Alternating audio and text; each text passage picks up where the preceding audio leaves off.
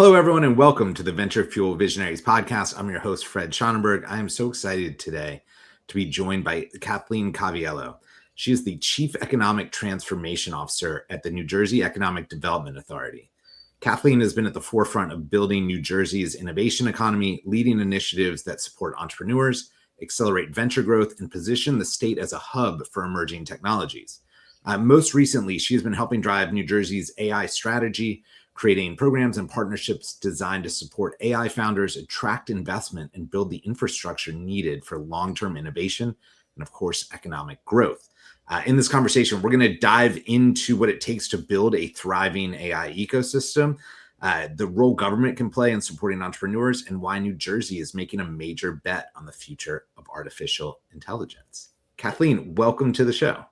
Thanks. And thanks for having me, Fred. Really appreciate the opportunity to spotlight what we're up to in New Jersey. Yeah, it's tremendous. My sister moved to New Jersey probably 5-6 years ago at this point. And she had sent me an article when she first moved there. And I was not aware of everything you all were doing and have done since then. Just been so impressed. So I'm really excited to dive into this. But maybe before we get there, can you give us a little bit of background on yourself and what led you into this role?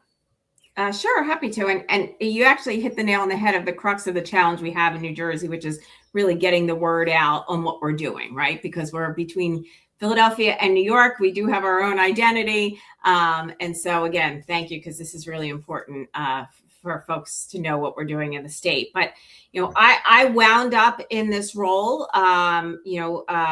after a career in banking. So I was in the venture banking industry, actually started in commercial banking, did my first startup in commercial banking, and then decided I wanted to go into venture banking. I worked traditional middle market bank that looks for collateral and cash flow and, a history of growth in a company. And I had an entrepreneurial team come in to the bank, and they wanted to talk to somebody about getting some financial support. I was the new kid on the team, and everyone's like, we don't do startups. Kathleen will take the meeting. Lo and behold, you never know where things are going to land you. And I met with these entrepreneurs that were seasoned executives at a large company. They had emptied their 401ks. They had sold their Mercedes and put everything into their startup. And I thought, these are the kind of people that I want to work with, that have such passion and such belief and such drive that, they convinced me. And I actually went to the bank's credit committee, and it was one of my first times at credit committee. I was a young and out of school, and everyone's like, you're crazy. It was an apparel manufacturer, and they're like, we don't do apparel companies, and we don't do startups. And I was like, but the team, this team is amazing. And lo and behold, I got the deal approved. The company now is Lilly Pulitzer, if you've heard of them. So they're a public company now, really well known for resort wear. But that was kind of my first experience of really working with entrepreneurs that were so passionate about an opportunity to grow a company. And shortly thereafter, I did another startup at the bank. And the bank's like, this isn't really what we do. It's not our niche. And I thought, I got to find another home if I want to stay in this business line. And then wound up finding venture banking, worked for several venture banks. And similarly, the tech bubble and tech highs go up and down. And I was mostly doing tech at the time. And, banks have been in and out of that business. I ultimately landed at Silicon Valley Bank, which was one of the only banks in that for the long term. Yeah. Obviously, we know they had their own financial challenges as well, but was really passionate about finding a way to work with entrepreneurs. Same time, I too had moved to New Jersey. I had a young family. I was traveling all of the time to Boston and California. That's kind of where the venture banks were headquartered. And I thought, there's got to be a way that I can do this close to home.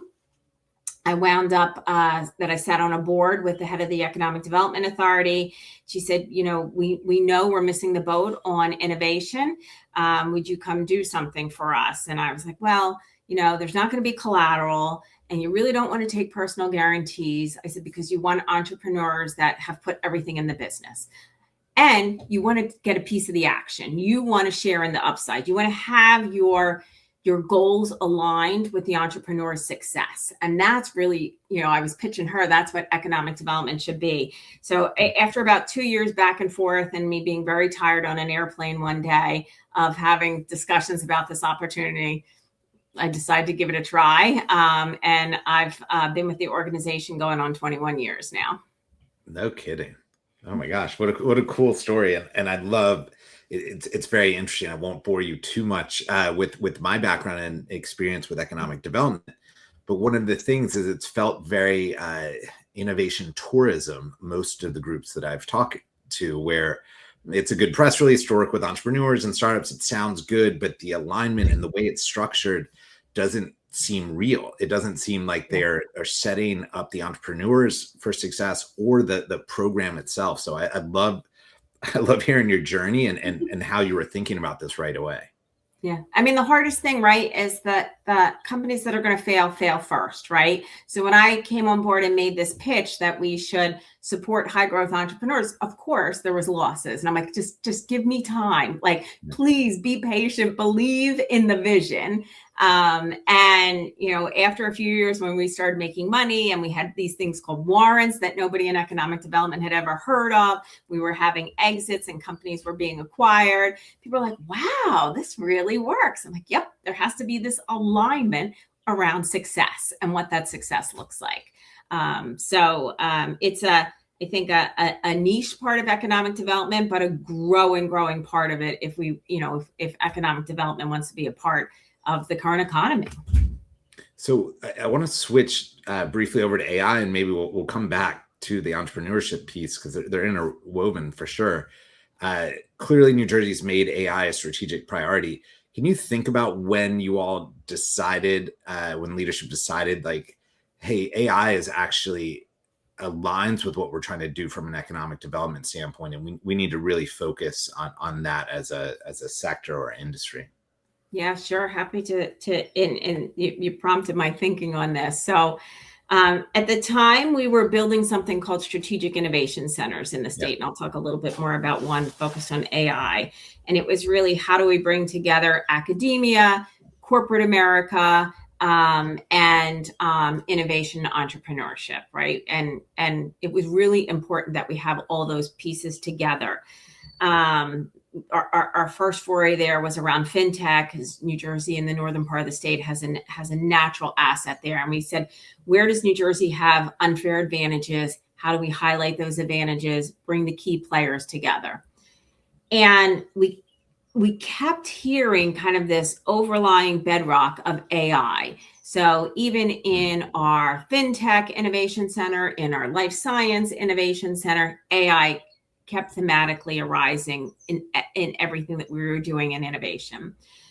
We made a trip out to the West Coast, and we're talking to large and small AI companies out there. We visited NVIDIA, we were Anthropic, Governor Murphy at the time spearheaded the trip.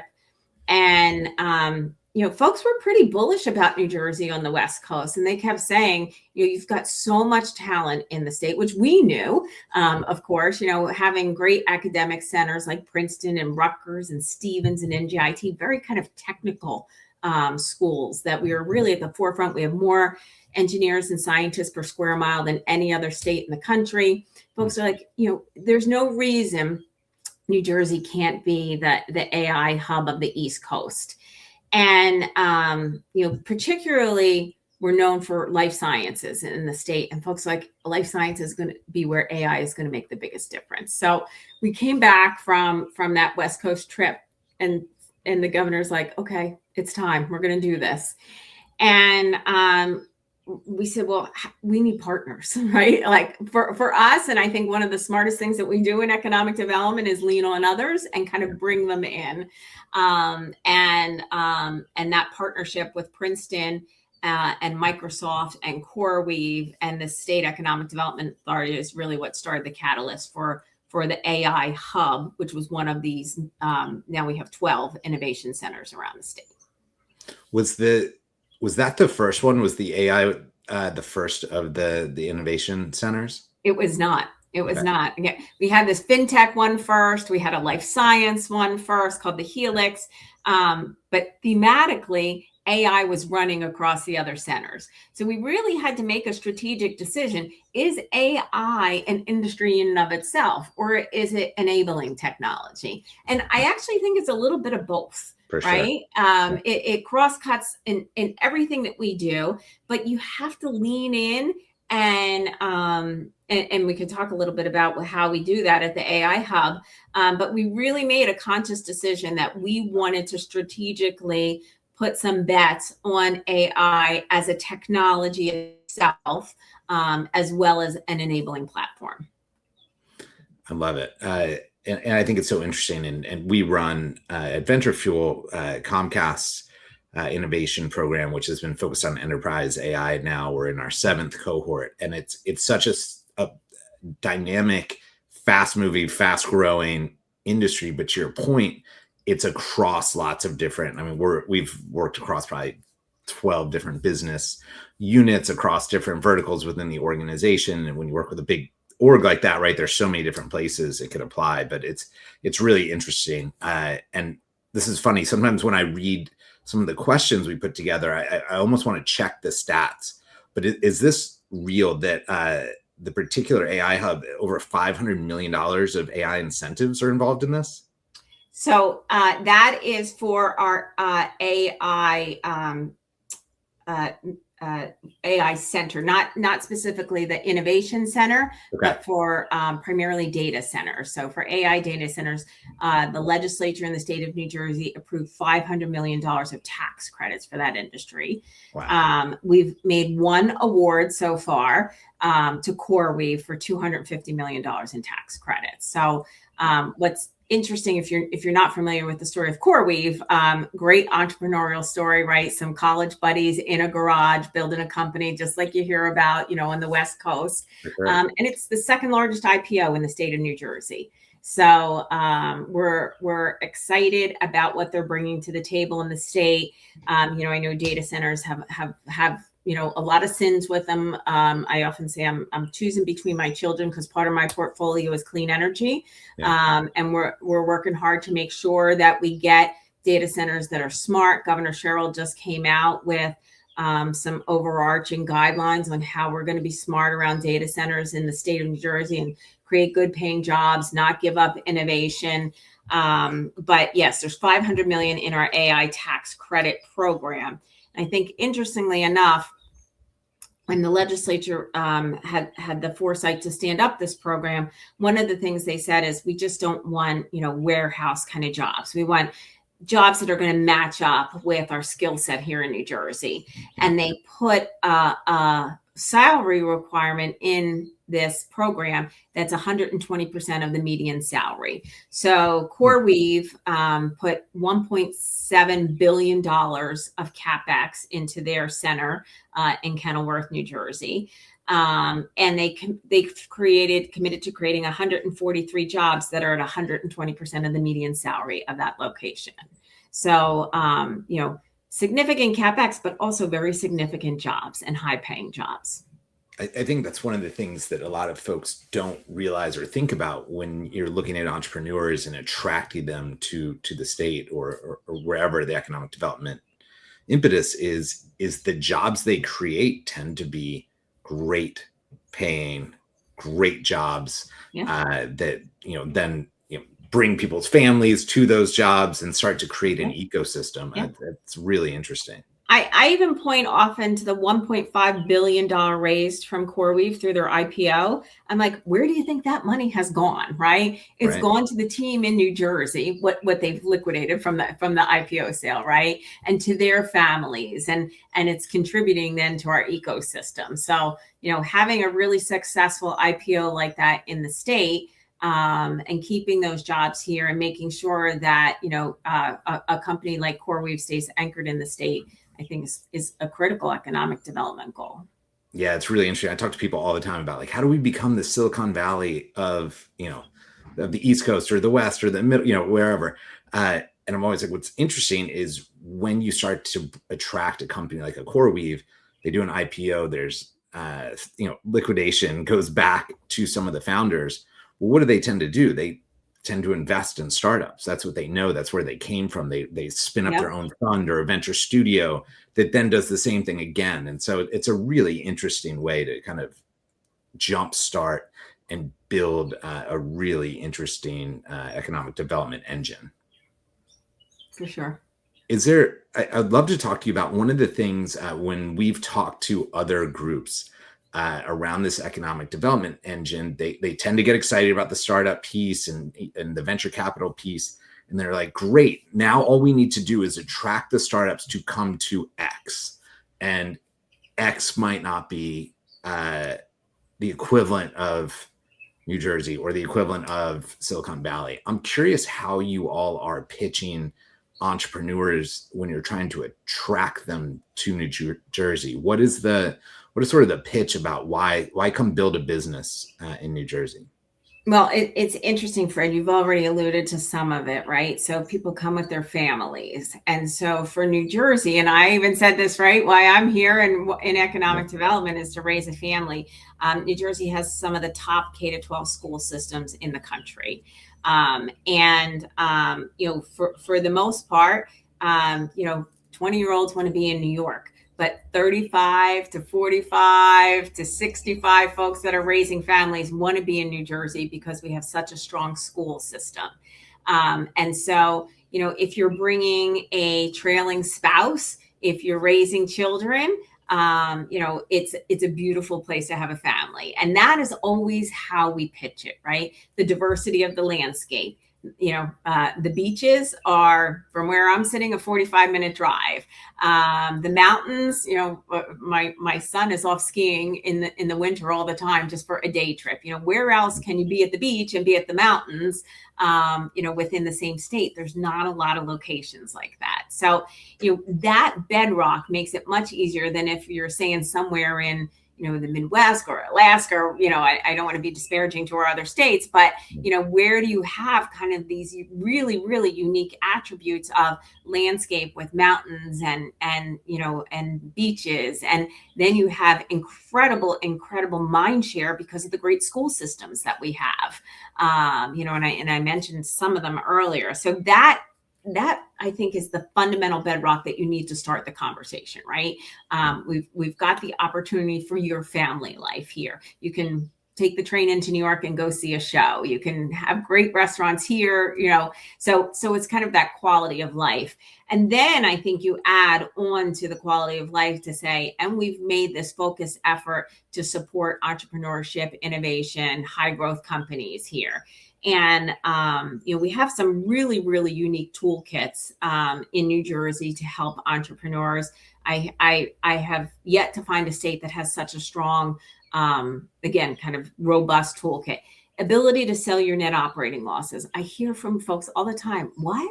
And like, I meet with a company and I'm like, you probably need capital. Are you losing money? And they always sheepishly say, yeah, I'm losing money. I said, that's great. We can help you. We can turn those losses into cash. You can sell them in New Jersey to a profitable company, non-dilutive capital. Average company gets $1.5 million. Again, really unique toolkit. We have one of the strongest angel investor tax credits in the country at 40%. It's a refundable tax credit. So we know lots of companies raise capital from out-of-state individuals. We welcome that capital into the state. I mean, the best capital is smart money, right? A lot of times that's in the form of an angel investor. So New Jersey will give 40% back of any investment. We tell the entrepreneurs all the time, tell your investors you're going to de-risk their investment. They're going to get capital back within 6 months. It's a well-subscribed program, but if you get locked out, you go first in line for the next year. So there's this certain reliability around our investor tax credit, and again, it's pretty robust at 40%. As I mentioned, we're building these innovation centers around the state. We have partners that are accelerator partners like Plug and Play, like SOSV Ventures that are helping us launch these initiatives. So there, again, you're getting the smarts and the money from these folks. And we're bringing corporate partners to the table when we're building these innovation centers. So relative to AI, we have Microsoft at the table and we have CoreWeave, who are corporate partners here. when I was back in venture banking, I found so many startup companies that would die on the vine waiting to make that sale to Verizon, right? They'd be like, I have a technology, I'm going to sell it next month, and I just need to get around the financing to get me through that. Well, here, if you're part of one of our innovation centers, if you're part of our New Jersey AI hub, you have Microsoft and CoreWave at your disposal. You have Plug and Play there, who has a great track record of building corporate engagement. And so we're helping shorten the timeline for you to get to those commercial partners. So I don't think it's just one thing, but it's kind of that multitude of opportunities, be it support directly from the state, support from our corporate partners, or just the overall environment of living in New Jersey. I love that. I think one of the things that's interesting that you mentioned is the intersection of corporate, universities, government. Can you talk about why it matters to have the various legs to the stool in order to make this more than a one-off program and make it something that is sustainable and repeatable? Yeah, it really is part of our philosophy on these 12 innovation centers that we've announced. And, we've seen academics try and do it alone, right? They're really good at research, but not so great at commercialization. We want to make sure that entrepreneurs are building for a market, not building for the sake of building a new innovation, a new technology, right? So no better way to do that than to have the corporate partners that are potential acquirers of the technology, potential acquirers of the company at the table. So in government, for us, for economic development, what we really, really spend a lot of our time doing is bringing the folks together. I often say to our team, I'm like, introduce so-and-so, and then step out of the way and let it happen, right? But we've got this really, really unique perspective that we're engaged with academia, we're engaged with the corporate folks, and we're engaged with the startups. And so we need to curate this collision between all of those folks. And one of the monikers of our innovation center and the Princeton, New Jersey AI hub is make sure that there's a space. It doesn't happen like this over, a video call. You just need that personal engagement. And at our Princeton AI hub, we're hosting, I think this year so far we're up to 60 events where we're bringing folks in, and we're encouraging folks to meet like-minded folks in the industry.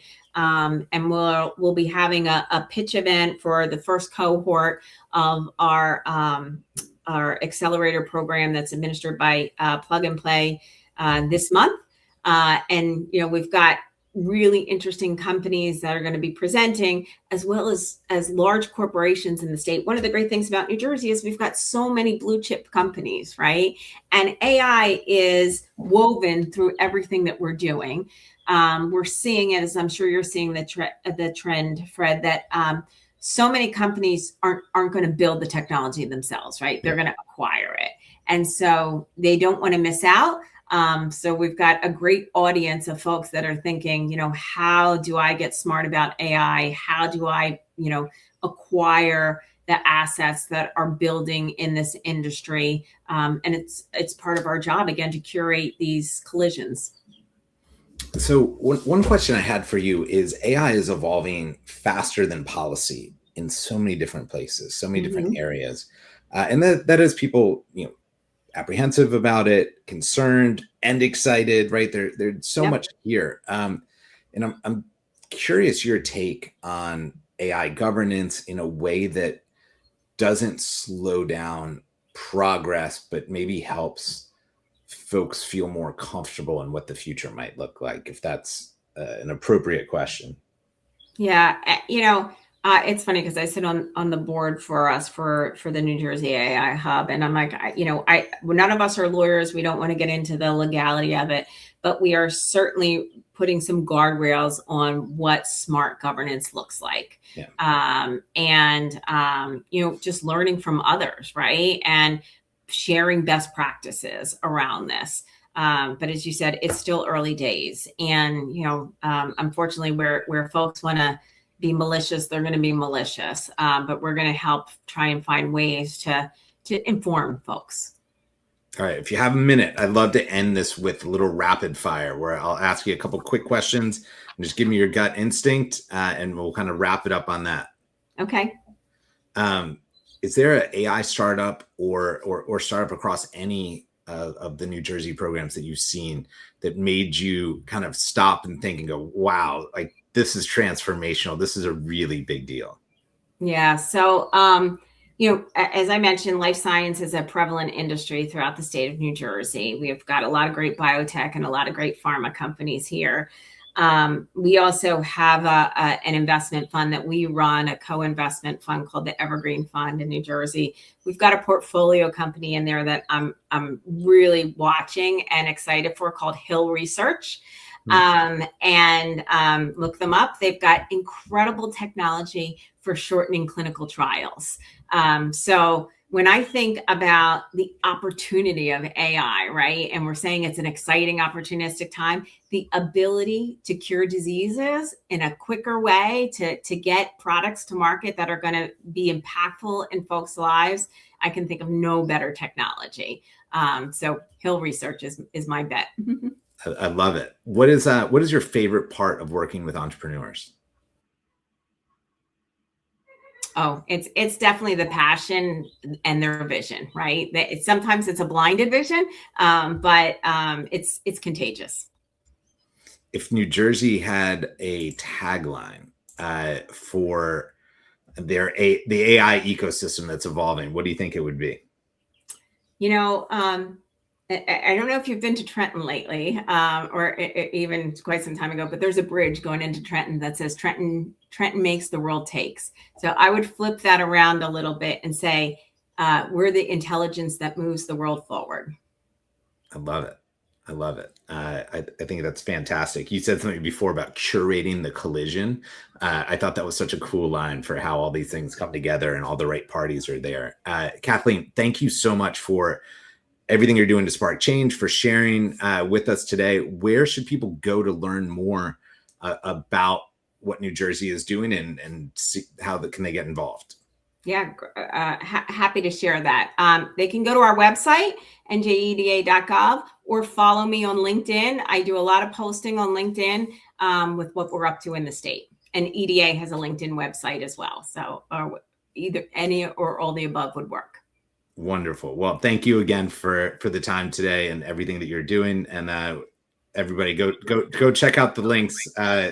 It's very exciting. I think it's one of the best economic development programs in the world. Thank you, Kathleen. Appreciate your time. Have a great weekend. Bye-bye.